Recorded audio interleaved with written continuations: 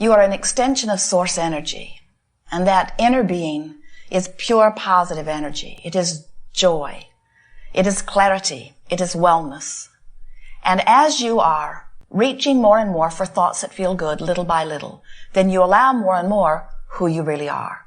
When you are born, you are much more allowing than you are 10, 20, 30, 40, 50, 60, 70, 80, 90, 100 years later.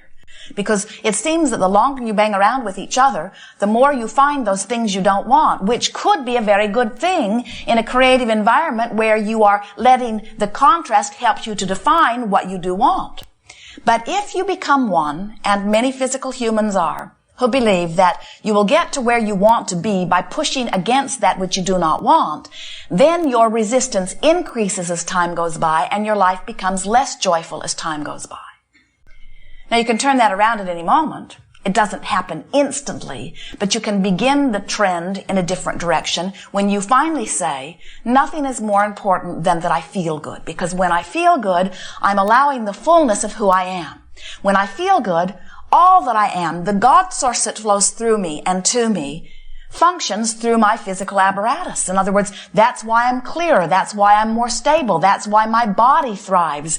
That's why those who are around me are uplifted. That's why I am attractive. In other words, when you give your attention to things that cause you to connect fully with who you are magnificently joyous, magnificently thriving being.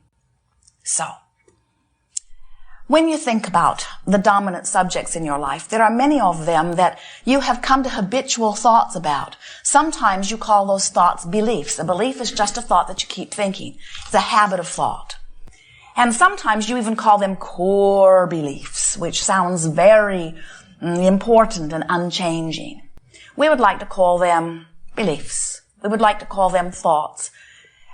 We might even go so far as to call them dominant thoughts, meaning thoughts that you usually think. So when you think about these thoughts that you usually think, and you think about the subject of dollars, do dollars feel to you like adventure and fun? Or does the subject of dollars feel to you like hard work and struggle? When you think about dollars, do you feel free or do you feel worried? You can tell. You can tell where you have practiced most. When you think about your physical body, do you feel sure-footed? Do you feel happy when you think about your body? Or when you think about your body, do you feel disappointed or do you feel tentative? Do you feel uncertain? Do you worry about your body or do you feel pleasure when you think about your body? You can tell what you've practiced most. It's true of all subjects. Your dominant relationship, does it feel like a vacation or does it feel like hard work? Does it feel like expansion or does it feel bound and tight? You can tell by the way you feel when you approach the subject what you've been practicing. And the reason that any of those tendencies have become dominant tendencies is because you have, usually without even being aware of the process, activated those thoughts more often. And the way you activate a thought is just by turning your attention to it. In other words, whatever you are giving your attention to is activated. So you say, all right, Abraham, I'm getting the hang of this, so I've been thinking about this and I don't feel good when I think about it, so I'm going to deactivate this thought. And we say, good luck on that, because you actually cannot deactivate a thought.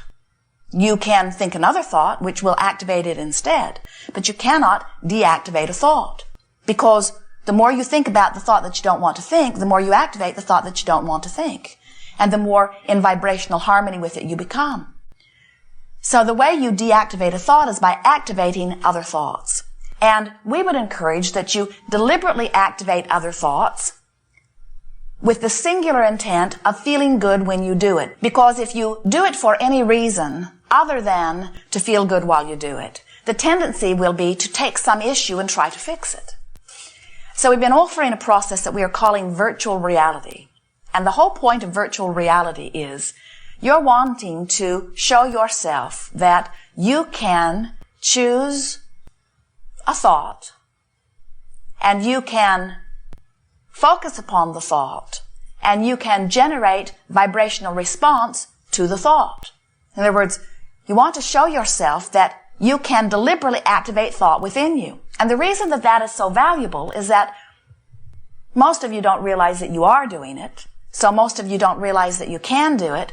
In fact, most of our physical friends are letting the thoughts be activated by others around them, by what the news produces or projects, or by what's happening even with your parents when you were very small. It is not an uncommon thing to find someone today who, through the contrast that they've been living, has a very pointed, very clear, very personal, very wonderful desire focused within them.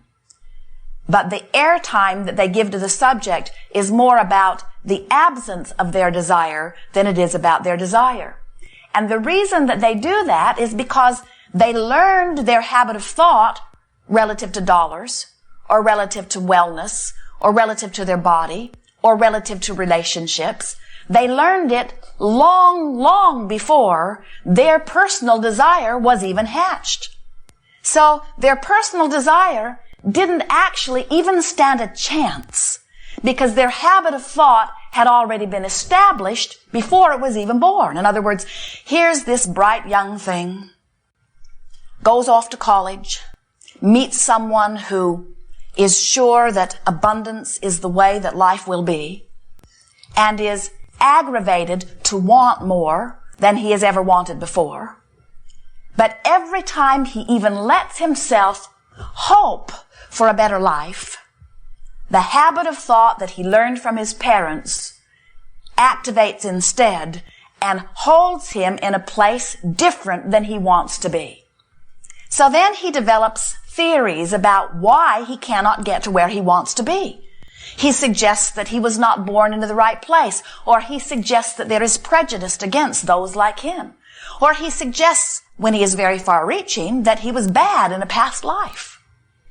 He suggests that there are all kinds of things because surely it cannot be due to him because he's giving it all of the effort that anyone could give it. In fact, he's giving it more effort than the one who is succeeding.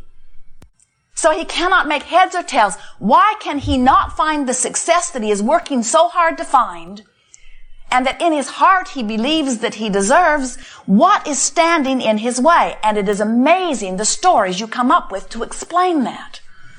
And we say, it is for only one reason. When he was a very young lad, he lived in an environment where they did not believe that abundance was possible or that abundance was appropriate. And he learned by listening to those who surrounded him a pattern of thought that he still thinks today. He still has a pattern of vibration within him that opposes his now newly hatched desire, and he cannot get to where he wants to go because his habit of thought is dominant.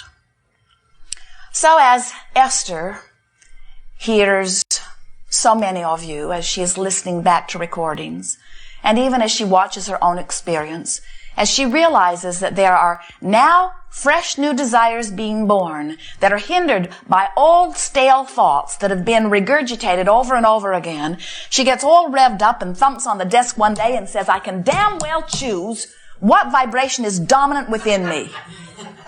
And we said we had hoped you would feel more positive about it than that, but that's a good step one. Desire is a very good thing.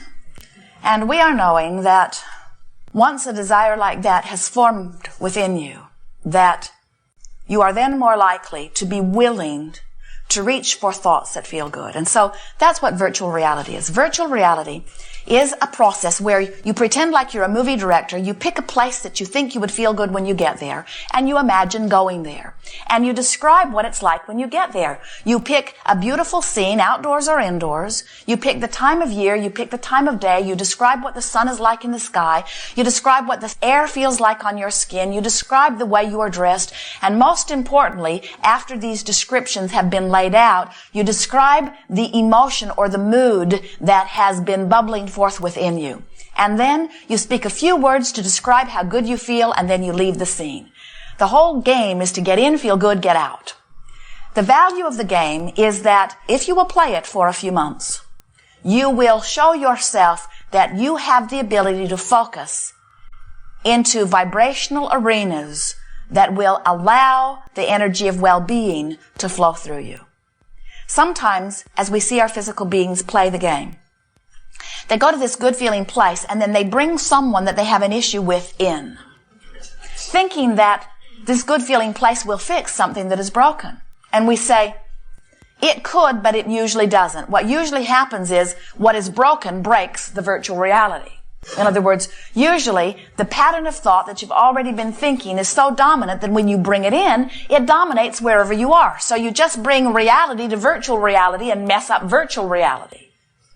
So what we are wanting you to begin to do as you play on your own with this game of virtual reality is use it as an exercise where you prove to yourself first that you can feel good just because you want to.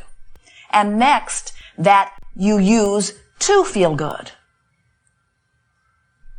Our physical friends say, okay, Abraham, I'll play your silly game, but what's it going to get me? I will play virtual reality so that I can get the things I want. And we say, if you go there too soon, you will mess up the power of virtual reality, because in the moment that you introduce an unfulfilled desire to virtual reality is less pure than it was before you introduced the unfulfilled desire. And we want you to use virtual reality as this place where you purify vibration, as this place where you resonate with source, as this place where you let the junction of source and flesh be this pure connection. We want you to use virtual reality as this place where you show yourself that you can vibrate where you want to vibrate just because you choose to vibrate there. In other words, not a place to fix anything, a place to practice the pure vibration. Because what happens when you begin to do that is who you really are begins to more often come to the surface. So every time you do it, it's more likely that you will be able to do it more easily next time. And every time you do it, and are consciously aware that you are doing it, you are holding yourself in the place of allowing. Now, how does that fit into this scheme of deliberate creating? Step 1 says you ask. You do it all the time. You can't stop it. Step 2 is not your work. Source answers. Step 3 is your work. You must be in the receiving mode of what you're asking for. Virtual reality is a really good place to get into step 3. Because when you are basking in the beauty of something that you've conjured in your own mind, there is no resistance within you, especially when you get good at it. Of course, meditation is the ultimate deactivation of a thought, isn't it? Because when you quiet your mind, you stop any vibration that might be resistant in nature. That's why meditation is so often encouraged. When you meditate, you quiet your mind. When you quiet your mind, you stop all negative thought. When you stop the negative thought, you allow the vibration that is you to raise to meet the source that is you. But in meditation, you're not focused upon that which you desire. And so in meditation, you are in this place of absolute allowing, not trying to make anything happen. And that really is what creating is. Creating is understanding that step 1 and step 3 are both important steps, but they are separate steps.